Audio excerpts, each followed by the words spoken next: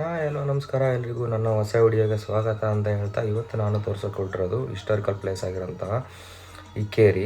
ಇದು ಇರೋದೆಲ್ಲಪ್ಪ ಅಂದರೆ ಶಿವಮೊಗ್ಗ ಜಿಲ್ಲೆಯ ಸಾಗರ ತಾಲೂಕಿನಲ್ಲಿದೆ. ಇದು ಸಾಗರದಿಂದ ಸುಮಾರು 6 ಕಿಲೋಮೀಟರ್ ದೂರದಲ್ಲಿ ನೀವು ಸಿಗುತ್ತೆ. ಇದನ್ನು ನೋಡ್ಬೋದು. ಇದು ಬಂದ್ಬಿಟ್ಟು 16ರಿಂದ 17ನೇ ಶತಮಾನದಲ್ಲಿ ಕೆಳದಿ ಅರಸರ ರಾಜಧಾನಿ ಆಗಿತ್ತು ಅಂತ ಹೇಳಿದ್ದಾರೆ ಇದರಲ್ಲಿ. ಆಮೇಲೆ ಇನ್ನೊಂದೇನಪ್ಪ ವಿಶೇಷತೆ ಅಂದರೆ ಇಲ್ಲಿನ ಅಘೋರೇಶ್ವರ ಸ್ವಾಮಿ ದೇವಸ್ಥಾನ. ಈ ದೇವಸ್ಥಾನ ಬಂದ್ಬಿಟ್ಟು ಹೊಯ್ಸಳ ಮತ್ತು ಕದಂಬರ ಶೈಲಿಯಲ್ಲಿ ನೋಡ್ಬೋದು ನಾವು ಇದನ್ನು. ಇಲ್ಲಿಂದು ಇನ್ನೊಂದು ವಿಶೇಷತೆ ಏನಪ್ಪ ಅಂದರೆ ಇಲ್ಲಿನ 32 ಕೈಗಳ ಅಘೋರೇಶ್ವರ ಉತ್ಸವ ಮೂರ್ತಿನ ನಾವು ನೋಡ್ಬೋದು ಇಲ್ಲಿ. ಜೊತೆಗೆ ಈ ದೇವಸ್ಥಾನವು ದ್ರಾವಿಡ ಶೈಲಿಯ ಕಳಸನೂ ಹೊಂದಿದೆ. ಇದರ ಪಕ್ಕದಲ್ಲಿ ಅಖಿಲಾಂಡೇಶ್ವರಿ ದೇವಸ್ಥಾನ ಕೂಡ ಇದೆ. ತುಂಬ ವಿಶೇಷತೆನ ನಾವು ನೋಡ್ಕೊತ ಹೋಗ್ಬೋದು. ಇಲ್ಲಿ ತುಂಬ ಚೆನ್ನಾಗಿರುವಂತಹ ಕಲ್ಲಿನ ಕೆತ್ತನೆಗಳನ್ನು ನಾವು ನೋಡ್ತಾ ಹೋಗ್ಬೋದು.